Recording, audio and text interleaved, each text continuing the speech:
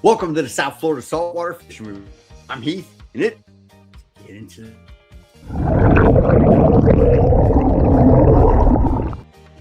All right, folks, welcome to the show. South Florida's ultimate resource for everything local fishing. We're going to go over what's biting, who's catching it, and what. We're also going to cover your future marine forecast, your moon tide charts, everything you need to know to help keep you in the bite. Before we get into this, though, I want to learn more about fishing, grow as an angler, or just see some great and exciting offshore fishing adventures. You can start by hitting the subscribe button and joining the one, the only, the South Florida Saltwater Fishing family. All right, folks, word of the week is cold. It was pretty cold this past weekend. We got another cold front pushing through tomorrow. It's going to be cold and not quite reach 70 tomorrow. Then Friday will be cold. And then after that, we're back up towards the 80s. Now, if we can get the wind to kind of cut us some slack, man, we'll be acting like South Florida a little bit. But for now, let's forget about the weather and let's look at some fishing. We had somebody. This is Mr. Pablo. He headed down to Miami. Yep. And he's on the shore. Look at that. There we go. There we go. Boatload of shrimp. He said full moon on Friday night, right? Am I lying? Lots of full moon. So if you had the outgoing tide and you were in Miami last Friday, hey, get you a bucket. Shrimp is always a fun thing to do. It's a little bit of work once you get home with the cleaning and the deveining and all that goodness. But hey, if you're looking for something different to do while the bite is slow in the wintertime, bingo. Wait, wrong finger. Go right there, buddy, with the 22 drink. You got it. All right. Yes, shrimp folks. Quit being silly. All right. Let's see what else we got. I know we got some stuff going on. Okay. This is all right. The Skinny Water Queen, Marla Kennedy, Aleva, being a little silly. Telling the truth, though. 2 days before, out fishing, life in the sun. Next day, 28 degrees. West Coast, Lakeland. Nice. Yeah. No, thank you. All right. So that's basically what we dealt with over the weekend. All right. So let's hit this up. We got Sean. 18 feet of water. 1-inch hog of a mutton snapper on Penn Spin Fisher 6500 17-pounder. I mean, there you go. That's how we do it. There's Pedro. Hey, how we doing? Cheers. Finally kicked. Yeah, me too. I do it every day at 4 o'clock once I punch out. Thanks for showing up, Pedro. I on the sheep's heads too. Big old mutton snapper. Fish of a lifetime right there. Congrats, Sean. Definitely. Awesome fish. Short area if you're looking for where that fish came from. Right. Yasmini. Little one last Thursday after beach. Hey, so folks, right? We've said this now. We're in winter, right? So the trolling bite over reef is slow, as we know. Our wahoo are scattered, the mahi, people are still finding them. I don't know how. This is what you're going to want to do. Go up on the reef. Yellowtail. The Ceros will be mixed in with them. And, yeah, your snappers are going to bite. You go in a little shallower, you can get in on the mangrove. Loving it. Yep, the sheep's no problem. No matter how cold. Woo! I'll have to hit you up. Yes, Yasmini. Awesome catch. Mike up in St. Lucie said he got a 26-inch dolphin and 2 kings. So he knows how to find them. They do all sorts of stuff, live bait and all this trolling, and you some key power players when it comes to finding the fish in that St. Lucie area might get it done time after time. Yep. Cold's about right, saying he stayed home and David caught a cold. Yeah, everybody. Some of us brave folks, some of us are, we're getting in on the AI stuff. Don't forget Captain Alex down in Marathon. If you're down in Marathon, we got a couple of local captains that contribute to the channel, right? We've got Captain Alex out of Marathon. We've got Captain Jim out of Boynton. These charters, check them out if you're looking for a charter boat out of Boynton. And we've also got Neil Link on beachcharters.net. So, these captains always, contribute. So, hey, least we can do. If you're ever looking for a charter captain and you absolutely have where to look, let me know. I can try and help. All right, here we go. Another, right, folks, 11 pounds just out in front of. Okay, so they were up north a little bit, which is good. Hey, I mean, any mahi is a mahi, especially if it's fairly slow and you're out there running around trolling the oasis. Yep, here we go. That mutton, another mutton. They went out and they did it. This was right before the swell came in because, of course, he's going to go out surfing after all that. So, hey, man, a couple nice fish that day. All right, so here's what you're looking at, right? Your reef, right? So if you're looking for the snapper and it's not happening, this is, don't take this wrong, not a bad haul. This is super excellent. This is a very desirable catch from the reef, looks like. Granted, lane snapper are not the most giant snapper. They got to be 8 inches and you can keep them, which it makes it rough. But lane snapper are very good table fare, right? They make a great meal. And then he's got, the triggerfish. Triggerfish can be difficult to fillet until you learn the technique of how to get that meat off without, really like feeling like you're going to battle with the fish.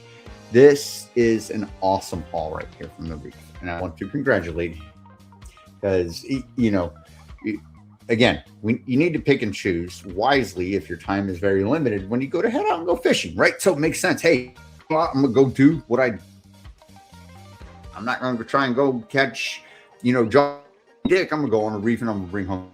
Smart move. All right. Let's see what else we got. Midday 2 Rosies. It's a heck of a trip for a couple of Rosies. They're biting. Ernest, thank you. Hey, listen, Rosie's the same thing. You can go out there and you can pick them off like hotcakes all day. You're going to go home with a boatload of fish to clean. Pedro, there we go. Friday, Palm Beach live shrimp. It's that time of year. Yeah, and then he froze. Yes. Much so frozen. He's got a ton of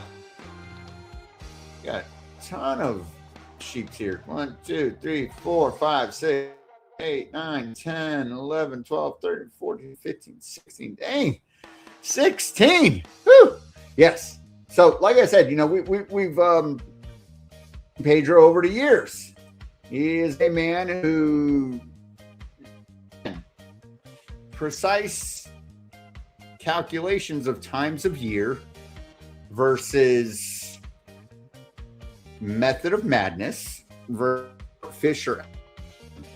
If you do that simple equation, you can go out and be productive. If you judge, you can go home broken hearted. This is a great picture. All righty, thanks, Pedro. 16. Oh, you didn't count. Yes, sir. All righty. Thanks, Pedro, for showing South Florida how to get it done. All right. Here we go. Giant mutton snapper. Except mutton snapper. Pink ones are deep water. See them in their back. Green. That means they came from the shallow. Solid fish right here. Very good. Couple of nice muttons in the feed this week. Chris, another mutton. Like I said, so obviously, folks. So this is perfect example right here. What I just said. Greenback on a mutton. Deep water. You saw how the one in the previous photo was pink. Deep water. Thank you. Thank you for making my point, Chris. Awesome catch. So the muttons must be swimming around, folks. And, of course, we've got a day late and $1 short on the red grouper. Solid fish. Hey, it'll open up soon. Grouper, when is grouper? Sometime in May it opens. All right. So that's our fish for this week, folks, right? We had some fun. It's a tough. I'd get out and do the. Hey, Sean, how we doing, buddy? You ready to get out there and do this weekend and freeze your butt off? Well, it'll be warmer this weekend, but we're going to see what the the waves are going to be like. Anyway, yep. So yeah, that's what we got for, right, folks? Let's move on to weather so we can get everyone on with the rest of their life. We're windy. And yeah, so, you know, speaking of, like I said, man, if you're looking for, I don't want to say the secure thing, but if you're looking for the, you know, more,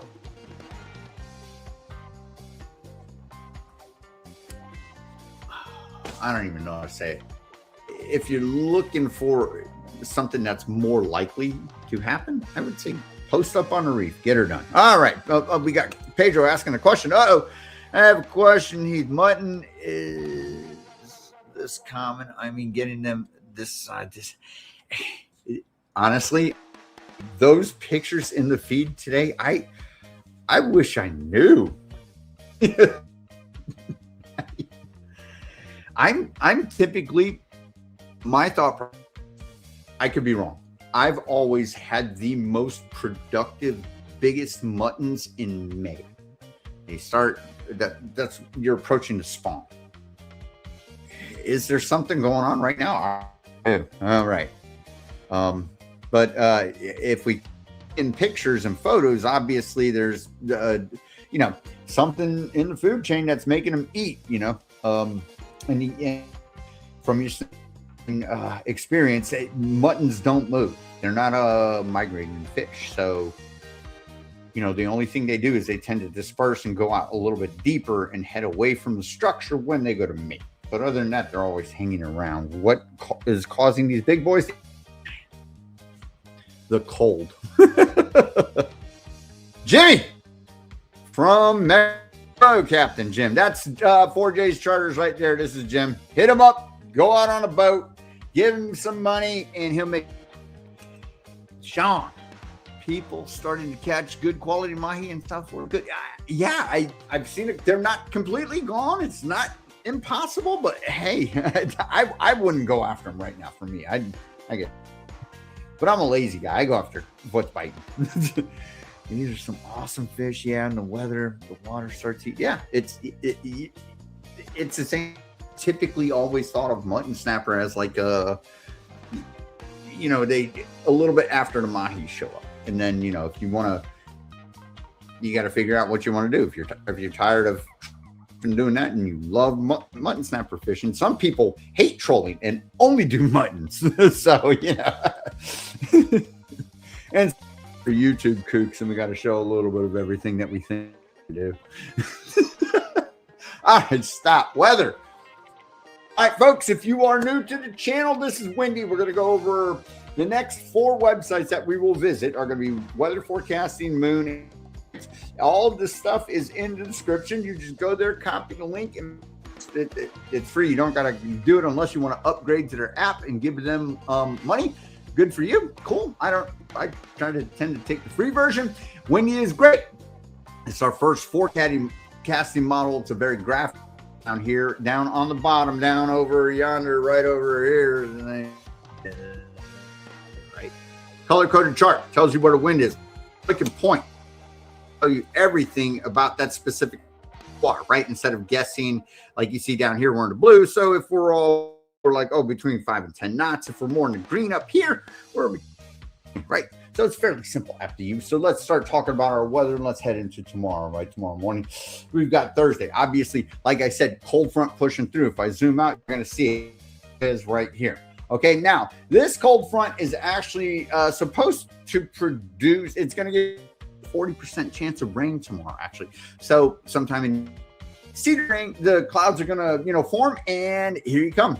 It's going to stay cool all day, like I said, tomorrow, folks. Not even reaching 70, you know, Tri-County area-ish. And if you're inland and Gold Coast and all that stuff, a little bit cooler. And then after that, but the following 3 days after that, I already cheated, looked at the temperature, and it's going to warm up. All right, we'll be back to seasonal, 76-ish, 70-ish. All right, winds, west winds, 10 knots, right? Could form a swell, still going to be cold out there, all that. That's tomorrow morning, and we'll take a look at the winds and see what happens. I mean, the waves and happen if it's going to form a swell after this.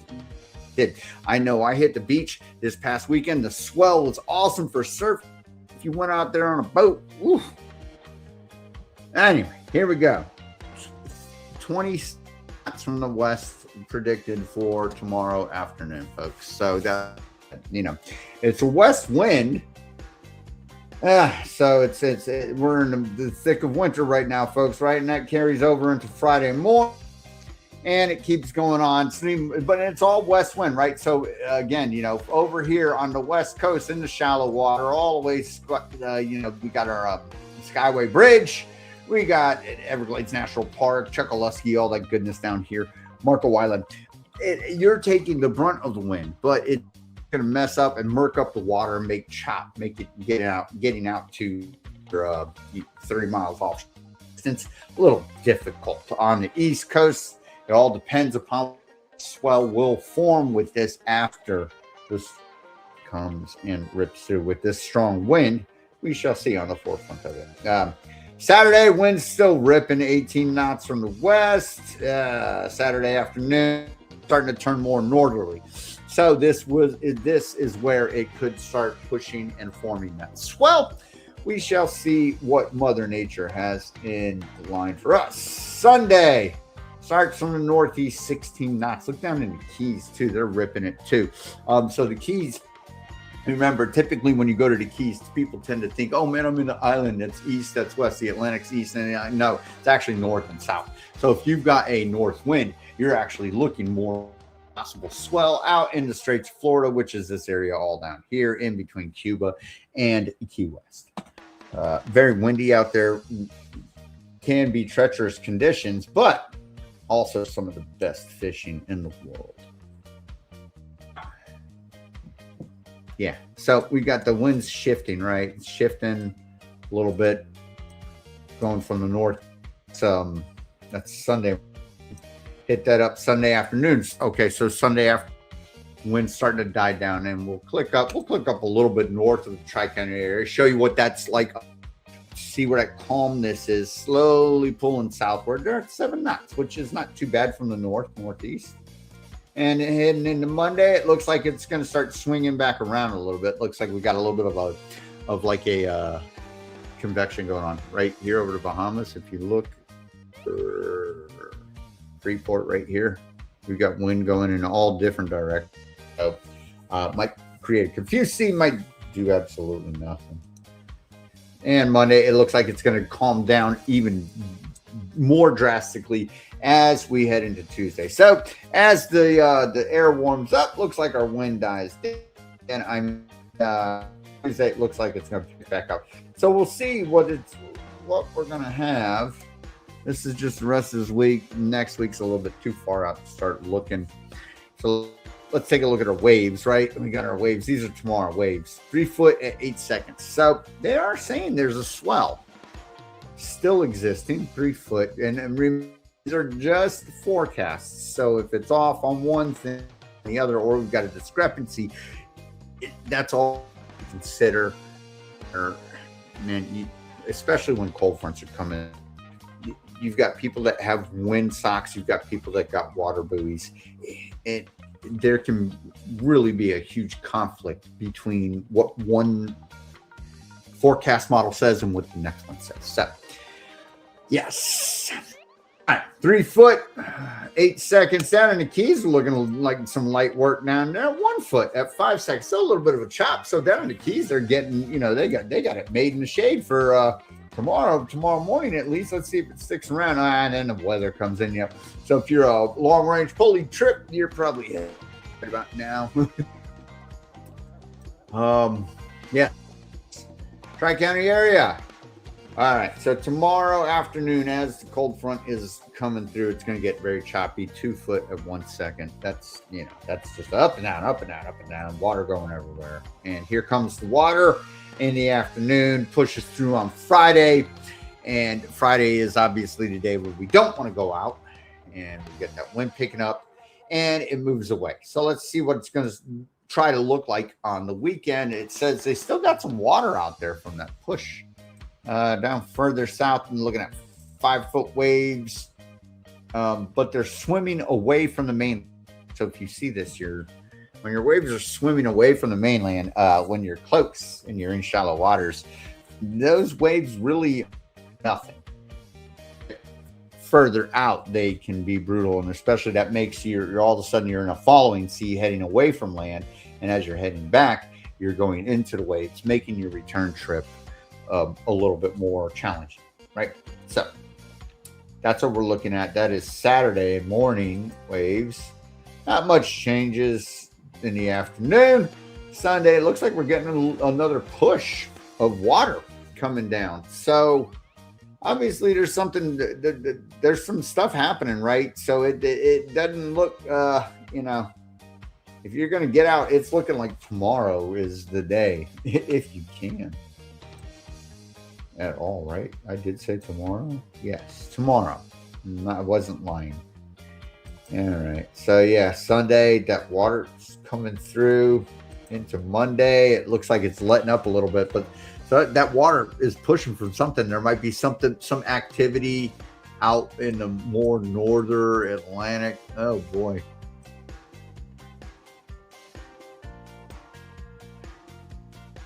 Yeah. That's just all relief from that cold front that's gonna, you know, that had just pushed through this past weekend, and it's still hanging out there in the ocean.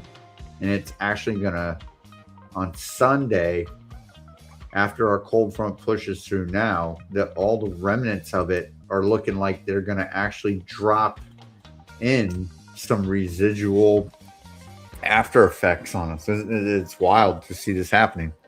Do the fronts? Yes, sir. Yes. Okay. So, yes. Fronts have a huge effect on fishing. In front of the front, the bite's going to turn on. As soon as the front passes, fish eat. You got to wait a day for that wind to pick. Wind start to subside, will turn on. In of the front, fish bite turns on hot, especially the max. Yes, for you. The kingfish, the wahoo bite, all that stuff turns on good in front of the front. Pressure drops. Fish eating because they know something's coming. Then they haul ass out to the deep. All right.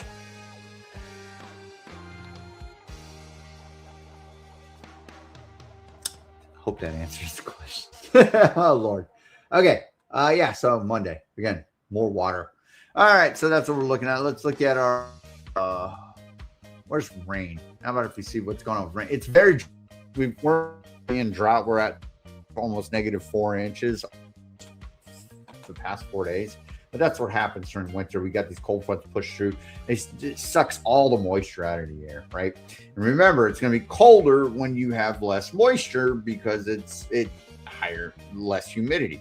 More humidity retains the heat, and that's why it feels warmer when it's more of a humid cold front. When it's dry, that's that biting heat.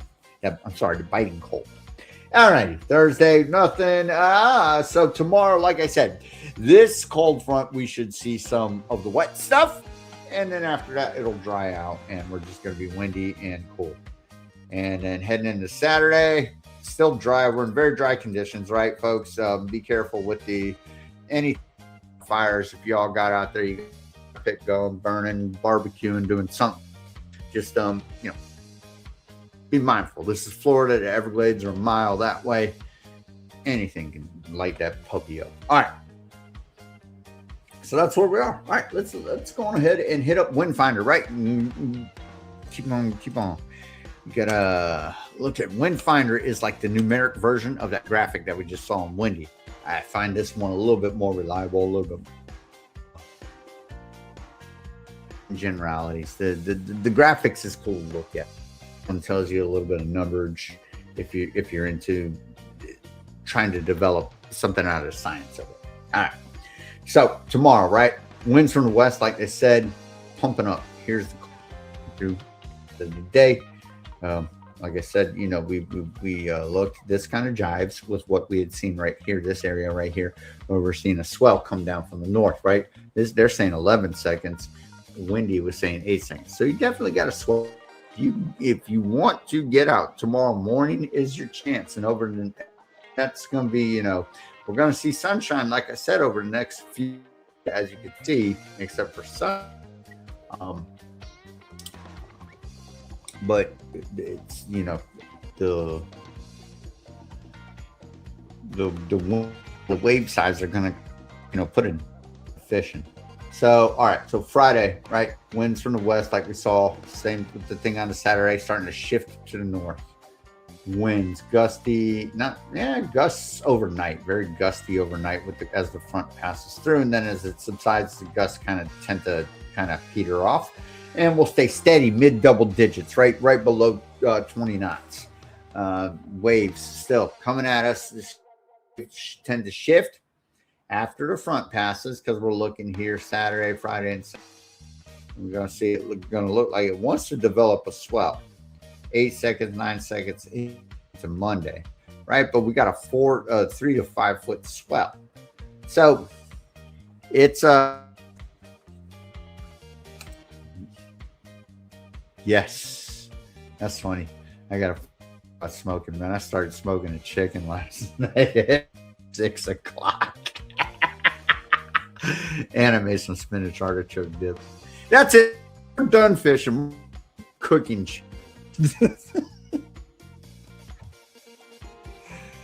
Lamb sounds good. Real good. Now you got me wondering what that world this weekend while I'm crying about her. It's definitely something on a smoker. Oh, it's the Sunday, the Super Bowl, right? Yeah. Oh man, we're gonna throw some wings or something on the smoker. What you got? You got a Traeger? I got a Traeger 36. All right. We're talking about cooking. Okay, so yeah, the weather is crap. Let's look at the moon. Not that it matters.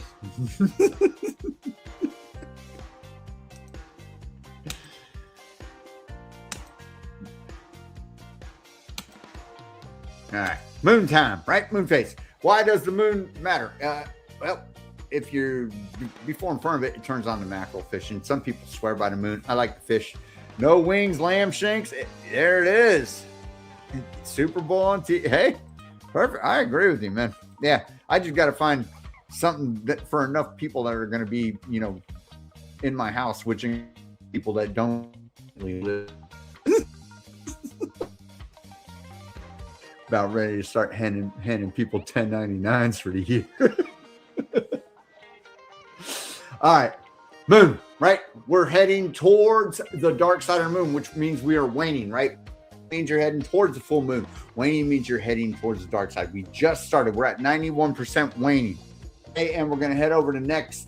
So this is today, Wednesday, Thursday, 84, Friday. Okay. When you actually click on the commercial. What? Okay. Friday, 6, Saturday, 67, Sunday, 8, Monday, 48. So by next week, we're hitting half moon phase, which is good, right? I tend to think your snapper fishing, your pelagic fishing, it tends to produce a little bit more personally for me when you are on this second half of the moon. When the moon lights up the sky at night, the bait fish can be seen, and your pelagics and all your other stuff go after them. Why would they go after, you know, an easy target, like drifting bait? So yes, that's just personal preference. Over the years, I've just seen the coming and going. Sometimes the with the full moon. Yes. Yep. Oh man. Have fun.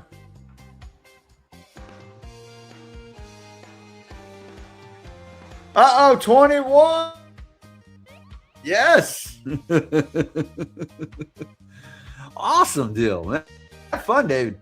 Sounds like, you know, you're taking the whole family up there, hopefully. Bring all them ARs, too. All right. Awesome. Man, I'll have to check it out. Is a show? Is it a, he's got a show that he's doing? I'll check it out. Wow. Have fun, man. Yeah. dress warm. Alrighty, moon phase, right? So we're halfway there with the moon, and yes, if the weather was better, the moon would make more sense, right? And we'd have something to talk about. Let's look at the tides. Get out of here. Done. I'm sure everybody else is.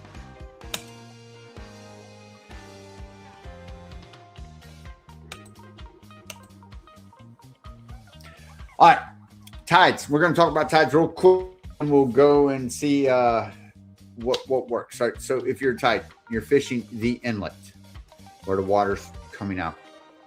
Rising and lowering tides are all over, but we look at it generally for fishing for yellowtail snapper. We also like to talk to our land-based fishermen that hang out on the or wherever they might be, where you've got water flow that can be fished. Okay, if you're fishing the jetty, you have to have the outgoing tide. Not only do you need the outgoing tide, it has to be at a topical time of day, dusk or sunrise. One of the two. When humans typically eat, all animals tend to get hungry in the morning and in the afternoon. That's the way it works. So if we examine what in the world is going on currently right now with our tide, we have nothing in our favor. Okay, we've got an. Did I say American Outdoor Show? Awesome. I'm going to check that out. Thank you. So outgoing tide, and you need topical time of day. So right now what we've got is we've got an incoming tide at both times of the day, and we've got the outgoing tide in the middle of the flow during, right? At noontime, there's no shadow. Sun's straight up. It's first over reef. They go and hide. They don't want to become shark bait. So with this outgoing tide in the middle of the day, our tide's running. It's going to matter. It's going to happen all through until next, when you start getting the end of the outgoing tide at your two topical times of day.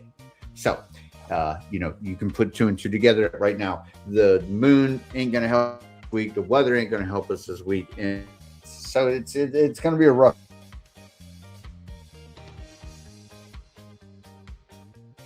Get this, but all right. Before we get out of here, folks, if you are on Facebook, I want to ask you to go on ahead and join South Florida Saltwater Fishing Report. Oh yeah, we got this little joke. I'm glad everyone caught my sarcasm.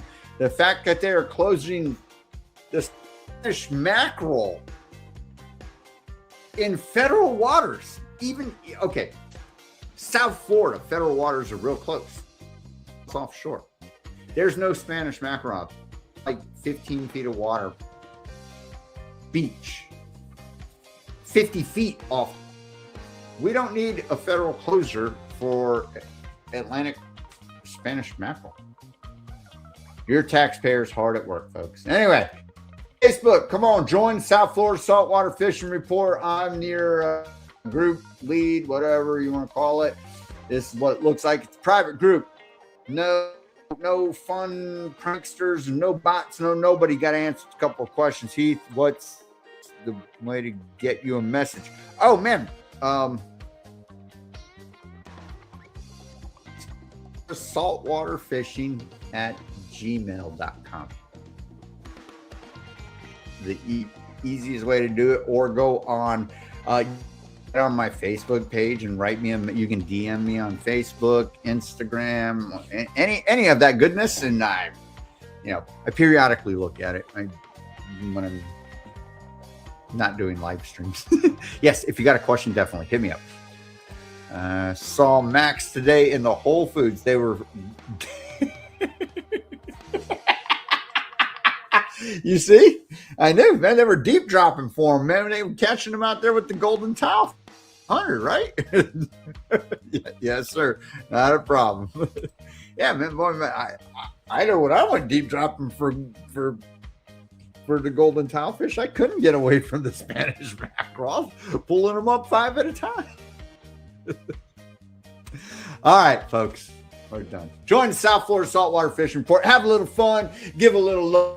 South Florida know what you're catching, where you're catching it, what you're catching it with. And, you know, hey, have a laugh or two while we're at it. All right, folks, that about does it for this one. We will see you next week. Hopefully the weather is going to, you know, do a little something for us, folks, because it's a rough one right now. All right. Anyway, see you next Wednesday. Till then, South Florida saltwater fishing. Cool.